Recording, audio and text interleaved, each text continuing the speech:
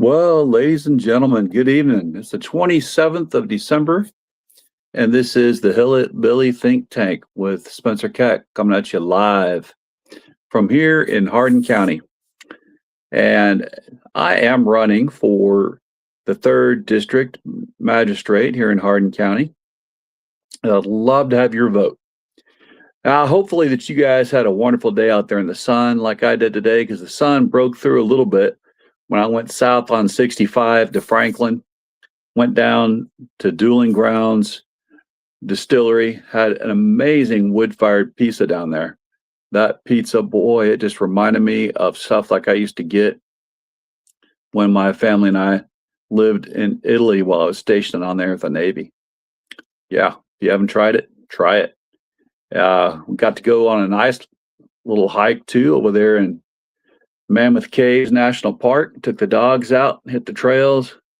Nothing like seeing the dogs scamper and that spring-like weather to make you happy to be a Kentuckian. Well, guys, thinking back to the Navy, I'm not sure if you saw the news, but the Chinese Navy is now surrounding Taiwan, and looks like they could be ready to invade that country any moment. Now, what are we going to do? That's one of our main allies in the Pacific, and we need them as a bulwark against any Chinese aggression worldwide, but especially in the Pacific. But sadly, our Navy right now is stretched pretty thin because we are running our own blockade over in Venezuela, and we've got ships in the Caribbean. We've got ships over in the Pacific, even though, of course, none of Venezuela reaches over in the Pacific. It's just a little bit of coastline there in the Caribbean. But we've got our ships over on that side too. We've been blowing little boats out of the water, claiming that they're Venezuela boats somehow. Like I said, even though none of Venezuela touches the Pacific side of the ocean. That being said, what are we going to do? Looks like Sleepy Don has done it again. He is sticking us out where we can't reach out to our allies. We're bombing in Nigeria. We're about to do land invasion, according to Trump, in Venezuela. But are we going to be able to come to the aid of our friends in Taiwan? Do we have the resources to when we're stretched this thin? That's the question.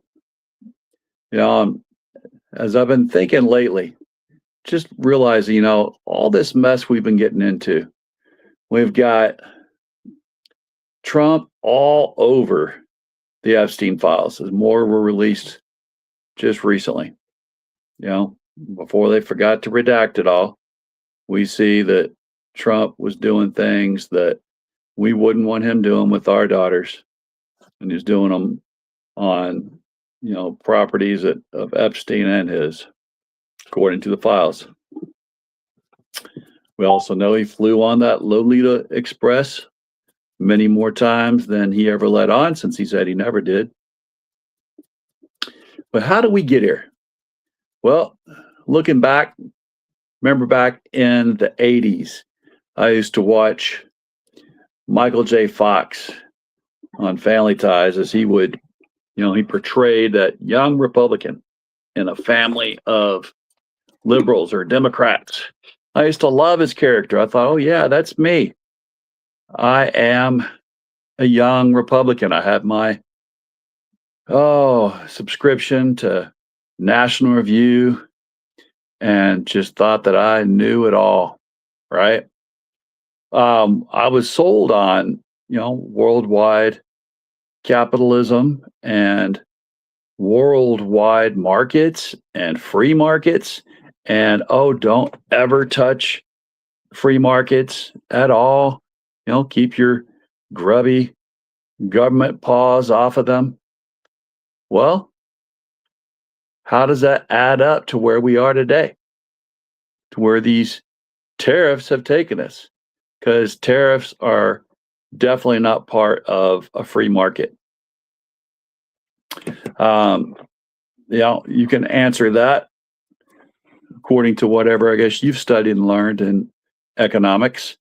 But the biggest thing that I learned was, oh, I thought I was a libertarian for years until I realized what an absolute mess that was.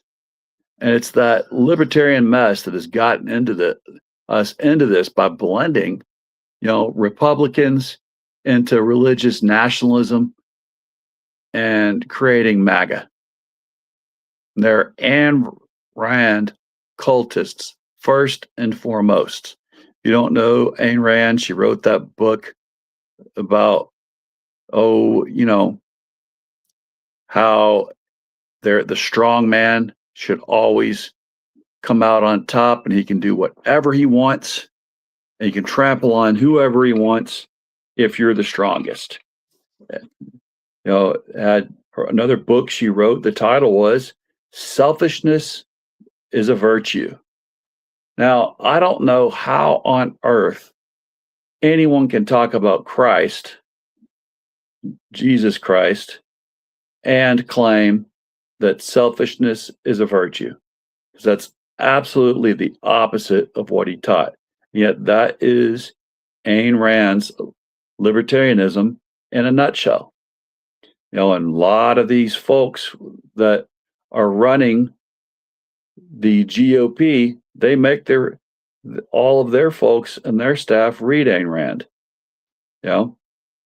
But again, the way we got here was blending this Ayn Rand libertarianism with religious nationalism, the religious right, and creating this thing called MAGA. Well, we've got to recognize now, that the belief in strong individuals trumping the rights of minorities and the rights of lower class masses is a bunch of bullshit. That's got us into this situation where rich folks think they can do whatever they want to our daughters, to our mothers, to our wives, and they can get away with it. That they're untouchable, right? This has seen the rise of Thiel and Musk and other wannabe oligarchs that are actually becoming true oligarchs through their surrogate, Trump himself. They're worse than the 1970s Republicans that Nixon was a part of. They're giving us far, far worse reputation in the world than Nixon ever did. But here we go. When are we going to see having that R by your name does not make you a man of the people? It's just the opposite. If you have an R by your name, you're saying you're a man of the trust fund babies. You're a man of the billionaires.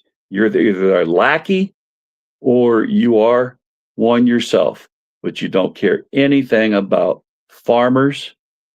You don't care anything about the guy who punches the clock 8 o'clock in the morning, punches out again at 4:30 or 5. Nope. That 9 to 5 dude, you got nothing in common with them.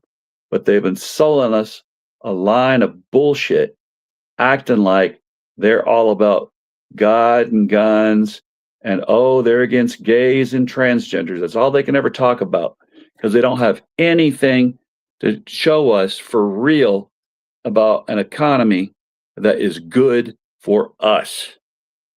I don't care how many times they talk about the war on Christmas bullshit or any other culture war jargon. That's all it is. It's a fucking distraction. while they're out raping our kids and raping our economy. We're just sitting back and saying, yeah, they must be good because they've got an R by their name. They must be about America. Come on, quit drinking the Kool-Aid. Wake up. We've got to get back to a market where we can sell our Kentucky goods, our US goods around the world. We can sell them at a fair market price for the cattlemen and the farmers. And heck, folks like Maker's Mark, where they pay their people $30 an hour, $34 an hour, plus full benefits. There at that distillery, yeah, people who treat their employees that good, like Maker's Mark does, they need to be able to sell their bourbon, not just in America, but worldwide, so that those Kentucky employees can keep on receiving the full benefits that they get out there. And I can keep on helping them, but I can't do it all alone. I'm not going to drink that much bourbon. But I would love to be able to campaign for folks who have American workers' best interests at heart. And then we'll make sure that we do everything we can to open up our market again in Canada, in Europe, where they love to buy our American spirits, our bourbon, our rye. Come on, guys. Let's get back to being truly about all of America, not just the 1%. The 1%, we've been told forever, oh, their stuff will trickle down if we let them have everything they make. Really? That trickling down's just been a trickling down urine that drips down their leg after they shake off their dick. And we're supposed to sit and let it lap it up. Fuck that shit. Let's get back to taking care of America and Americans. We don't need any more of their shit trickling down their leg and dripping onto us. That's all that's been happening. If you can't see it, we're blind. We can see it because we're not stupid. We're Americans. We can see, okay, it's been far too long now that we've let this go on and on and on, believing the crap that they've told us because they have an R by their name. But we're going to stop it. We're going to look at our ballot carefully this coming elections. Make sure that people that are on our ballot are people who really deserve to be there because they really care about America. They really care about Kentucky. They really care about Hardin County. If you agree, vote for me and vote for anyone else that you can tell has Kentucky's interest in their heart, has America's interest in their heart. Vote for them. We are Kentuckians. We know that united we stand, divided we fall. We love our neighbors as ourselves. We are our brother's keeper, and we're our sister's keeper. God bless your corazon. Let's head into a better new year.